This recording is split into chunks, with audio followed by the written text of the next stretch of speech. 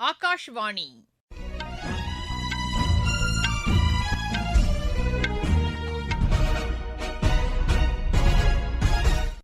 செய்திகள் வாசிப்பவர் சுமித்ரா ரத்னம். தலைப்புச் செய்திகள்: குடியரசுத் தலைவர் திருமதி திரௌபதி முர்மு செகந்திராபாத்தில் இந்திய கலை திருவிழாவை இன்று தொடங்கி வைக்கிறார். ஆஸ்திரேலியாவுடன் இருதரப்பு ஒத்துழைப்பை மேலும் வலுப்படுத்த இந்தியா உறுதிபூண்டுள்ளதாக வெளியுறவுத்துறை அமைச்சர் திரு ஜெய்சங்கர் கூறியுள்ளார். இஸ்ரேலுடன் தடையற்ற வர்த்தக ஒப்பந்தம் தொடர்பான பேச்சுவார்த்தை விரைவில் தொடங்கப்படும் என்று மத்திய வர்த்தகத்துறை அமைச்சர் திரு பியூஷ் கோயல் தெரிவித்துள்ளார். நாட்டில் கடந்த 11 ஆண்டுகளில் மீன் உற்பத்தி 2 மடங்காக அதிகரித்துள்ளதாக மத்திய அரசு கூறியுள்ளது. இந்தியா ஓபன் ஸ்குவாஷ் போட்டியில் இந்தியாவின் ஜோஷ்னா சின்னப்பா அரையிறுதிக்கு முன்னேறியுள்ளார். இனி விரிவான செய்திகள். குடியரசுத் தலைவர் திருமதி திரௌபதி முர்மு செகந்திராபாத்தில் இந்திய கலை திருவிழாவை இன்று தொடங்கி வைக்கிறார். அங்குள்ள குடியரசுத் தலைவர் ஓய்வு இல்லத்தில் நடைபெறும் இந்த கலை திருவிழாவில் குஜராத், மகாராஷ்டிரா, ராஜஸ்தான், கோவா, தாத்ரா நாகர் ஹவேலி, டாமன் டையூ ஆகிய மாநிலங்கள் மற்றும் யூனியன் பிரதேசங்களின் உணவுகள் மற்றும் கலை பாரம்பரியங்கள் காட்சிப்படுத்தப்பட உள்ளதாக எமது செய்தியாளர் தெரிவிக்கிறார். ஆஸ்திரேலியாவுடன் இருதரப்பு ஒத்துழைப்பை மேலும் வலுப்படுத்த இந்தியா உறுதிபூண்டுள்ளதாக வெளியுறவுத்துறை அமைச்சர் திரு ஜெய்சங்கர் கூறியுள்ளார். புதுதில்லியில் ஆஸ்திரேலிய வெளியுறவு அமைச்சர் திருமதி பென்னி வாங்குடன் இருதரப்பு பேச்சுவார்த்தைகளை அவர் மேற்கொண்டார்.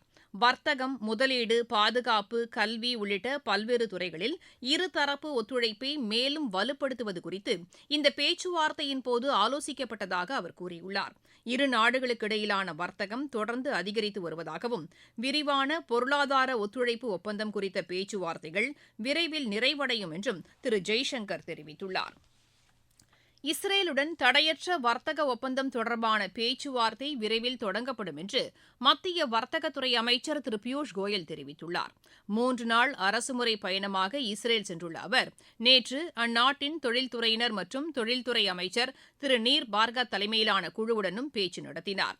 செயற்கை நுண்ணறிவு, நிதி தொழில்நுட்பம், விவசாயம் உள்ளிட்ட துறைகளில் இருதரப்பு ஒத்துழைப்பை வலுப்படுத்த அதிக வாய்ப்புகள் உள்ளதாக அவர் தெரிவித்தார்.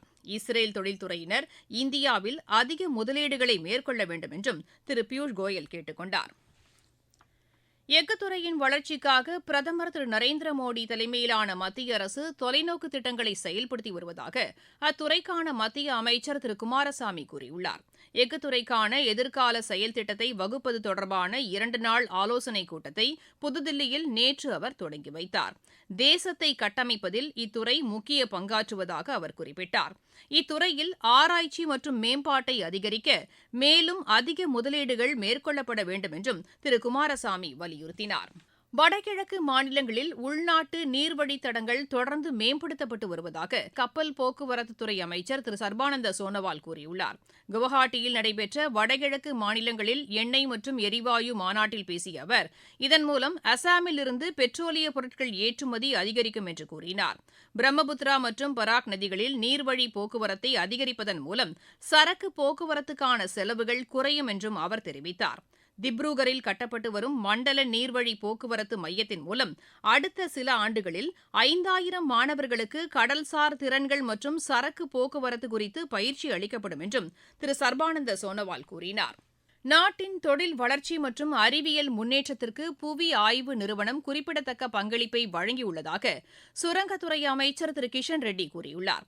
ஜெய்ப்பூரில் அந்த நிறுவனத்தின் 175வது ஆண்டு கொண்டாட்டங்களை நேற்று அவர் தொடங்கி வைத்தார். இதனையொட்டி நடைபெறும் 2 நாள் கருத்தரங்கை தொடங்கி வைத்து பேசிய அவர் புவி ஆய்வில் மேலும் பல முன்னேற்றங்கள் எட்டப்பட வேண்டும் என்று வலியுறுத்தினார். முக்கிய கனிமங்கள் தொடர்பான ஆய்வை விரிவுபடுத்துதல், செயற்கை நுண்ணறிவு தொழில்நுட்பங்கள் மூலம் வளர்ச்சியை அதிகரிக்க முடியும் என்றும் திரு கிஷன் ரெட்டி குறிப்பிட்டார். நீங்கள் கேட்டுக்கொண்டிருப்பது ஆகாஷ்வாணியின் செய்தி அறிக்கை. நாட்டு மக்களுக்கான வரலாற்று சிறப்புமிக்க மோடி அரசின் பரிசு சரக்கு மற்றும் சேவை வரி குறைப்பு. மருத்துவம் மற்றும் ஆயுள் காப்பீட்டிற்கான வரி முழுமையாக ரத்து. 36 உயிர்காக்கும் மருந்துகள் மீதான வரியும் ரத்து. அடுத்த தலைமுறைக்கான இந்த சீர்திருத்த நடவடிக்கைகளில் மாணவர்கள் பயன்படுத்தும் ஸ்டேஷனரி பொருட்களுக்கான வரி ரத்து. வீட்டு உபயோக மின்னணு பொருட்கள் மீதான வரி குறைப்பு. பால் பொருட்கள் மற்றும் பாத்திரங்கள் மீதான வரி 12% 5% குறைப்பு. வேளாண் இயந்திரங்களுக்கான வரியும் 5% குறைப்பு. வளர்ச்சியடைந்த இந்தியாவிற்கான பயணத்தில் மோடி அரசு தொடரும் சீர்திருத்த நடவடிக்கைகள். உலக மீன்வள தினம் இன்று கொண்டாடப்படுகிறது. இதனையொட்டி நாடு முழுவதும் பல்வேறு நிகழ்ச்சிகளுக்கு ஏற்பாடு செய்யப்பட்டுள்ளது.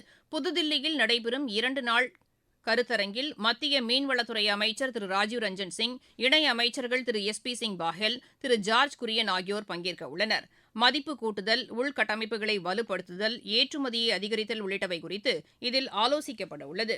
இதனிடையே மத்திய மீன்வளத்துறை வெளியிட்டுள்ள அறிக்கையில், நாட்டில் கடந்த 11 ஆண்டுகளில் மீன் உற்பத்தி 2 மடங்காக அதிகரித்துள்ளதாக தெரிவிக்கப்பட்டுள்ளது. கடல்சார் உணவுப் பொருட்கள் ஏற்றுமதியும் கடந்த ஆண்டு 11% அதிகரித்துள்ளதாகவும் அதில் தெரிவிக்கப்பட்டுள்ளது. நாட்டில் சரக்கு போக்குவரத்து துறை விரைவாக வளர்ச்சி கண்டு வருவதாக மத்திய திறன் மேம்பாட்டுத்துறை இணையமைச்சர் திரு ஜெயந்த் சௌத்ரி கூறியுள்ளார். ஹைதராபாத்தில் உள்ள தேசிய திறன் பயிற்சி நிறுவன வளாகத்தில் அமைக்கப்பட்டுள்ள சரக்கு போக்குவரத்து தொடர்பான சிறப்பு பயிற்சி மையத்தை நேற்று திறந்து வைத்து அவர் பேசினார். தேசிய சரக்கு போக்குவரத்து கொள்கை உள்பட மத்திய அரசு மேற்கொண்ட பல்வேறு நடவடிக்கைகள் மூலம் இத்துறையில் வாய்ப்புகள் அதிகரித்துள்ளதாக அவர் தெரிவித்தார். அடுத்த 10 ஆண்டுகளில் இத்துறையின் வளர்ச்சி அதிகரிக்கும் என்றும் திரு ஜெயந்த் சௌத்ரி குறிப்பிட்டார். அந்நிய செலாவணி கையிருப்பு போதுமான அளவு உள்ளதாக ரிசர்வ் வங்கி கவர்னர் திரு சஞ்சய் மல்ஹோத்ரா கூறியுள்ளார். தில்லியில் நிகழ்ச்சி ஒன்றில் பேசிய அவர், நிதி ஸ்திரத்தன்மையை உறுதி செய்வதே ரிசர்வ் வங்கியின் முதன்மையான பணி என்றார். வங்கிகள் தொடர்பான விதிகளை எளிமைப்படுத்த தொடர் நடவடிக்கைகள் மேற்கொள்ளப்படுவதாக அவர் கூறினார். உலக அளவில் சிறப்பாக செயல்படும் 100 வங்கிகளின் பட்டியலில் இந்திய வங்கிகள் அதிக அளவில் இடம்பெறும் என்றும் திரு சஞ்சய் மல்ஹோத்ரா தெரிவித்தார். இந்திய பெருங்கடல் பாதுகாப்பு சம்பந்தப்பட்ட அனைத்து நாடுகளின் கூட்டு பொறுப்பு என்று தேசிய பாதுகாப்பு ஆலோசகர் திரு அஜித் தோவல் கூறியுள்ளார். புதுதில்லியில் நடைபெற்ற கொழும்பு பாதுகாப்பு மாநாட்டு அமைப்பின் கூட்டத்தில் பேசிய அவர், இந்த அமைப்பில் இந்தியா, இலங்கை, மாலத்தீவு, மொரீஷியஸ் மற்றும் பங்களாதேஷ் நாடுகள் இடம்பெற்றுள்ளதை சுட்டிக்காட்டினார். கடல்சார் பாதுகாப்பு, பயங்கரவாத தடுப்பு, பேரிடர் மேலாண்மை ஆகியவை இந்த அமைப்பின் முக்கிய நோக்கங்கள் என்று அவர் கூறினார். பொருளாதாரத்தை மேம்படுத்துவதிலும் கடல்கள் முக்கிய பங்காற்றுவதாக திரு அஜித் தோவல் தெரிவித்தார். இசை மற்றும் கலாச்சாரம் தொடர்பாக மேலும் பல ஆய்வுகள் மேற்கொள்ளப்பட வேண்டும் என்று தமிழக ஆளுநர் திரு RN ரவி கூறியுள்ளார். சென்னையில் நேற்று நடைபெற்ற இசை விழா ஒன்றில் பங்கேற்று பேசிய அவர், மொழிகளை இணைப்பதில் இசை முக்கிய பங்காற்றுவதாக தெரிவித்தார். மேற்கத்திய கலாச்சாரத்தை தவிர்த்து நமது பாரம்பரிய கலாச்சாரத்தை பின்பற்ற வேண்டும் என்றும் அவர் கேட்டுக் கொண்டார். கலாச்சாரத்தின் முக்கியத்துவத்தை உணர்ந்து வளர்ச்சியுடன் கூடிய பாரம்பரியம் என்ற தாரக மந்திரத்துடன் பிரதமர் திரு நரேந்திர மோடி செயல்பட்டு வருவதாக அவர் கூறினார். கலாச்சார பாதுகாப்பில் சென்னை IITயின் முயற்சிகள் பாராட்டத்தக்கது என்றும் திரு RN ரவி தெரிவித்தார். அந்தமான் நிக்கோபார் தீவுகளில் அடுத்த 2 நாட்களுக்கு கனமழை முதல் மிக கனமழை வரை பெய்யக்கூடும் என்று வானிலை ஆய்வு மையம் தெரிவித்துள்ளது. கேரளாவின் சில இடங்களில் அடுத்த 3 நாட்களுக்கு கனமழை பெய்ய வாய்ப்புள்ளதாகவும் அந்த மையம் கூறியுள்ளது. மத்திய பிரதேசத்தின் சில பகுதிகளில் அடுத்த 2 நாட்களுக்கு கடும் குளிர் நிலவும் என்றும் தெரிவிக்கப்பட்டுள்ளது. இதனிடையே தில்லியில் காற்றின் தரம் தொடர்ந்து மோசமான நிலையிலேயே உள்ளது. நேற்று மாலை காற்றின் தர குறியீடு 374 பதிவானது. இந்தியா ஓபன் ஸ்குவாஷ் போட்டியில் இந்தியாவின் ஜோஷ்னா சின்னப்பா அரையிறுதிக்கு முன்னேறியுள்ளார். இந்தூரில் நடைபெற்று வரும் இப்போட்டியின் மகளிர் ஒற்றையர் பிரிவு காலிறுதி ஆட்டத்தில் அவர் 11-4, 11-6, 11-3 என்ற செட் கணக்கில் ஸ்பெயினின் சோஃபியா மத்தியாஸை வென்றார்.